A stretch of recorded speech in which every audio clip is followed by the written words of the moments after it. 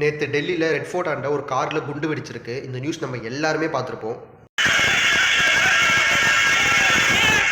டெல்லி செங்கோட்டை அருகே இன்று ஒரு காரில் வெடிப்பு ஏற்பட்டது. பெட்ரோல் நிலையத்தின் 1ஆம் எண் காரில் வெடிப்பு ஏற்பட்டது என தங்களுக்கு 6:55 மணி அளவில் அழைப்பு வந்ததாக டெல்லி தீயணைப்புத்துறை பிபிசியிடம் தெரிவித்தது. வெடிப்பு ஏற்பட்டதை தொடர்ந்து இந்த மாதிரி நியூஸ்லாம் பார்க்கும்போது ரொம்ப பயமா இருக்கு. அதுவும் இந்தியாவில் ஒரு மெயின் ஸ்டேட் ரொம்ப பரபரப்பா இருக்கிற டெல்லி தலைநகரத்துல இந்த மாதிரி ஒரு கார்ல குண்டு வெடிப்புன்றது எவ்வளவு பெரிய ஷாக்கிங்கா இருக்காது 2025ல. இதெல்லாம் பார்க்கும்போது நம்ம இந்த தமிழ்நாட்டிலேயே ஒரு பாதுகாப்பு இல்லை, இந்தியாவில இது மாதிரி இருக்கும்போது ரொம்ப பயமாவும் ரொம்ப அச்சுறுத்தலாவும் தான் இருக்கு. கிட்டத்தட்ட 9 பேருக்கு மேல இறந்துறாங்க, 20 பேருக்கு மேல ஆஸ்பத்திரியில இருக்காங்க. இதுக்கு ஒரு சொல்யூஷன் கிடைச்சாவனா, அதுக்கான குற்றவாளியை கண்டுபிடிச்சாவணும். ஏன்னா இதுக்கு முன்னாடியே நம்ம தமிழ்நாட்டுல எல்லா இடத்துலயும் பாம்பு த்ரெட் வருதுன்னு சொல்லி நம்ம என்ன வீடியோ பேசுறப்ப அது மாதிரி நடந்துனே இருந்துச்சு. எல்லாம் செலிபிரிட்டி வீட்டுல இருந்து ஒரு மாதிரி த்ரெட் கொடுத்து ஒரு பயமான சூழ்நிலை இருந்துனே இருந்தது. எல்லா வீட்லயும் செக் பண்ணிருக்காங்க, எந்த இஷ்யூ இல்லைன்றது நம்ம எல்லாம் பார்த்தோம். சேம் இப்ப இதே மாதிரி ஒண்ணு நடக்க இப்ப இந்தியாவில் நம்ம டெல்லியில இது மாதிரி வெடிச்சே இருக்கு.